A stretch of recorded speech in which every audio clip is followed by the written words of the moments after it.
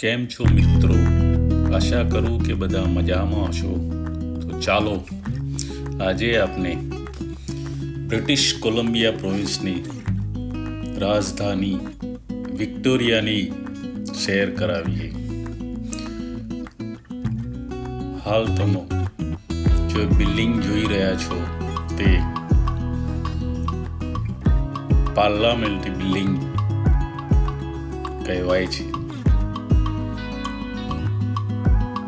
અંગ્રેજ સલ્તનતના મહારાણી વિક્ટોરિયાએ આ રાજધાનીની સ્થાપના કરેલી.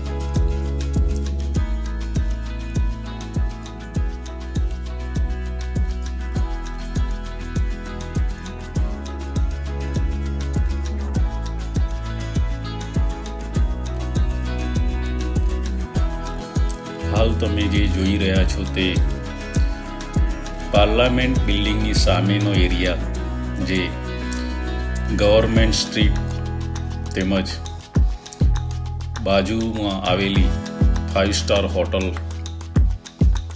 તેમજ સુંદર દરિયા કિનારો જોવા મળશે.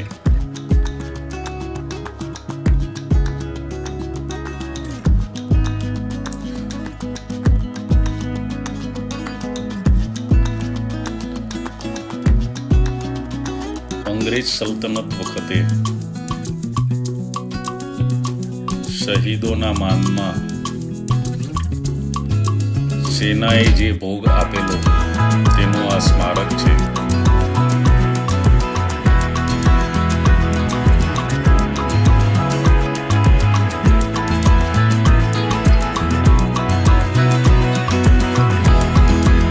પાર્લામેન્ટરી બિલ્ડિંગ જે તે સમયે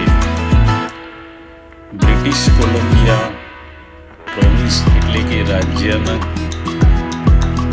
મોટામાં મોટી સિટી વિક્ટોરિયા હતી. એટલે રાણી વિક્ટોરિયાએ ત્યાં તેની સ્થાપના કરેલી.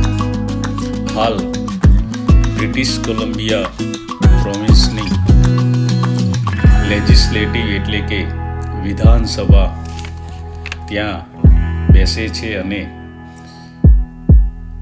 આખા પ્રોવિન્સની વહીવટી પ્રક્રિયા તેમજ પોલિસીઓ ત્યાં ઘડાય છે.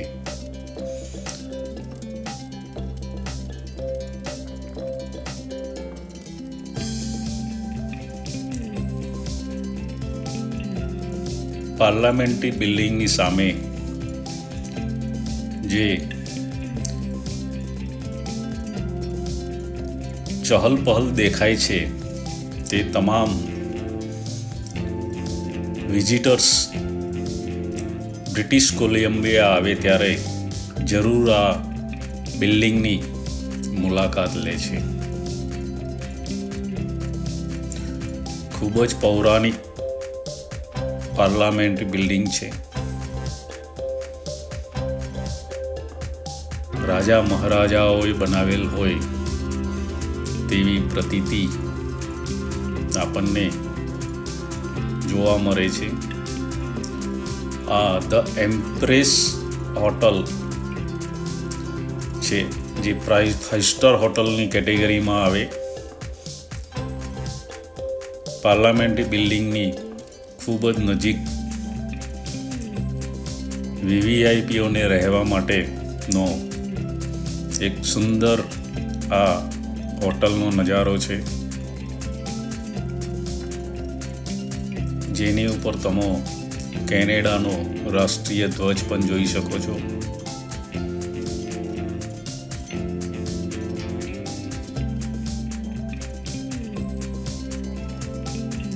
પાર્લામેન્ટ બિલ્ડિંગની સામેની સાઈડ આવેલા હોટલમાં હાલ ઘણા બધા વીઆઈપીઝ તેઓની વિન્ટેજ કાર લઈને આવેલા છે, જે આપણે જોઈએ. ખૂબ જ સુંદર કાર જોવા મળે છે. કેનેડામાં વિન્ટેજ કાર લઈ અને રોડ ઉપર નીકળવું એ પણ એક મોભો ગણાય છે. વિન્ટેજ કાર રાખનારા ઘણા શોખીન નાગરિકો પણ અહીં છે.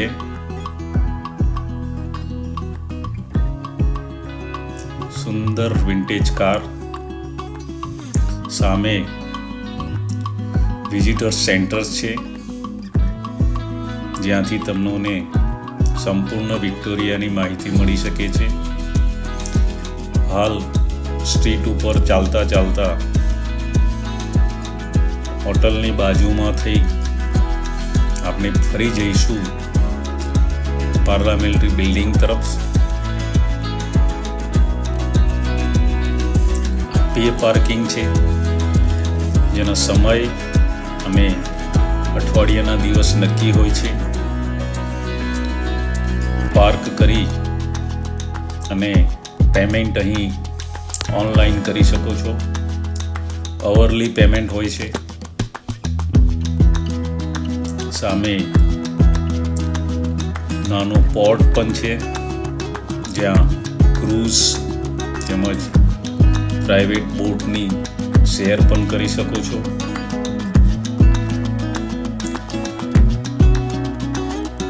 રાણી વિક્ટોરિયાનું સ્ટેચ્યુ.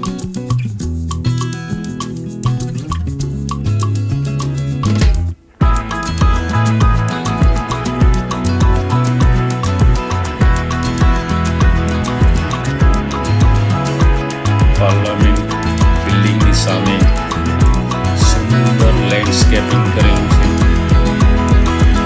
ગ્રીનરી તેમજ વિવિધ ઝાડ તેમજ ફૂલછોડ પણ ઉગાડેલા છે.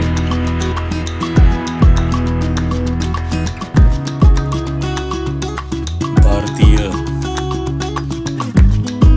ટુરિસ્ટો પણ આપને જરૂરથી દેખાશે.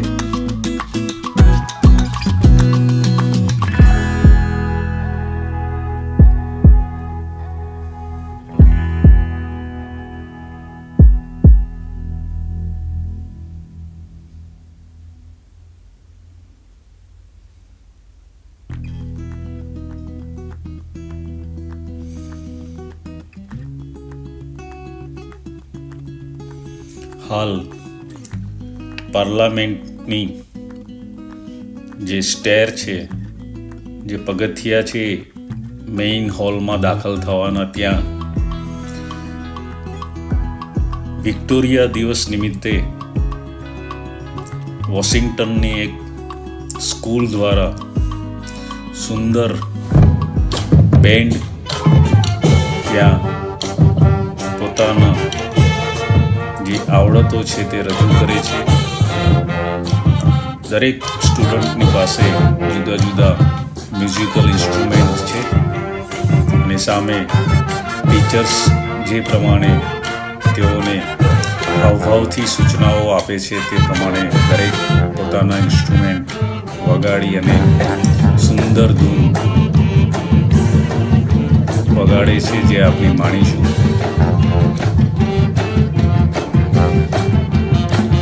સાથે સાથે બિલ્ડિંગનો નજારો પણ જોઈએ.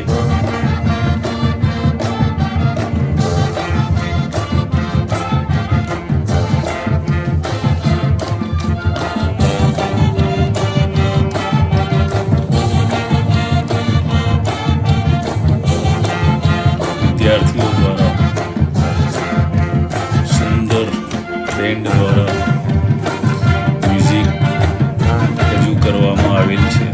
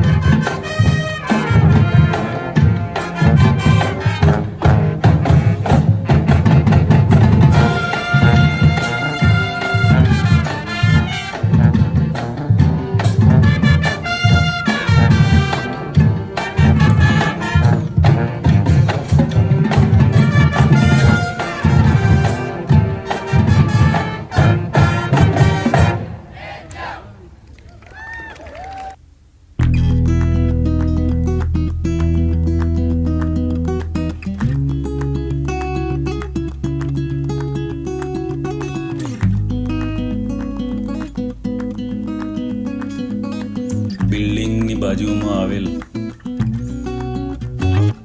સુંદર ફુવારો જોઈએ, જ્યાં દરેક સલ્તનતના સેનાના લોગો મૂકવામાં આવેલ છે અને એક યાદગીરી રૂપે આ જગ્યા સાચવવામાં આવી છે.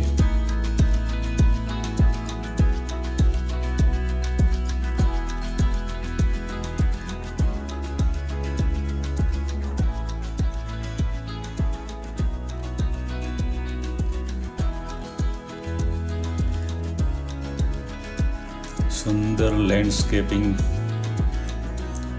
આખા બ્રિટિશ કોલંબિયામાં દરેક શહેરો અને ટાઉન અને ગામોમાં સુંદર લેન્ડસ્કેપિંગ જોવા મળશે,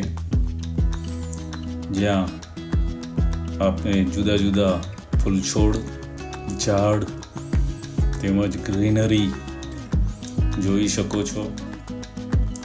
એટલે જ બ્રિટિશ કોલંબિયાની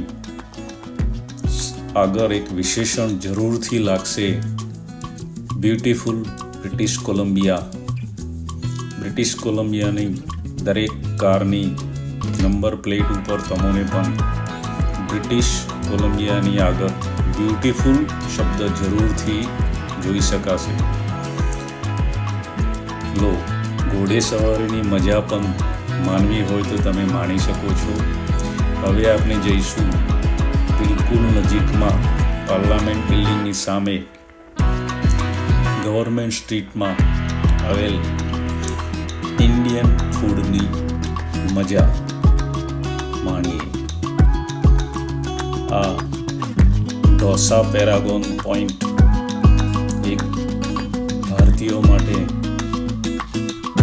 જમવા માટે સુંદર સ્થળ છે, જ્યાં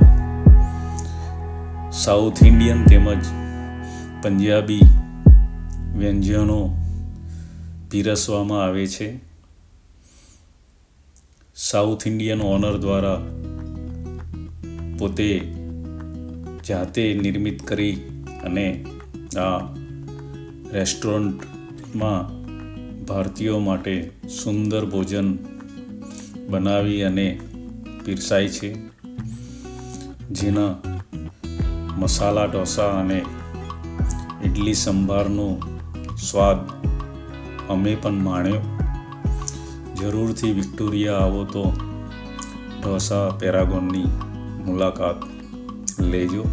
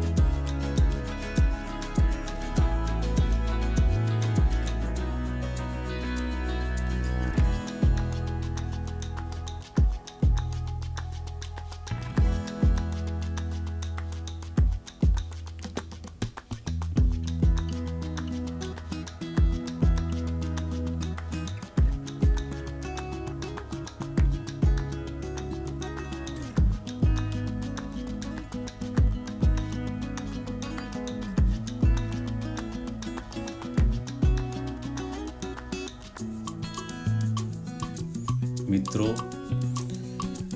સાઉથ ઇન્ડિયન ઢોસા અને ઇડલીના સ્વાદ પછી અમે જઈશું વિક્ટોરિયાનું એટલે કે કેનેડાનું સુંદર ગાર્ડન બુચાર્ડ ગાર્ડનની મુલાકાતે, જેનો વિડીયો હવે પછી અમે આપને જરૂરથી બતાવીશું. અમારી આ ચેનલને જો તમે સબસ્ક્રાઈબ ના કરી હોય તો જરૂરથી સબસ્ક્રાઈબ કરી બેલ આઇકન દબાવજો, સાથે લાઈક કરજો અને શેર કરજો, જેથી અમને પ્રોત્સાહન મળી શકે. તેમજ કોમેન્ટ્સમાં કંઈ પણ આપનો સુઝાવ હોય તો જણાવી શકો છો. જય શ્રી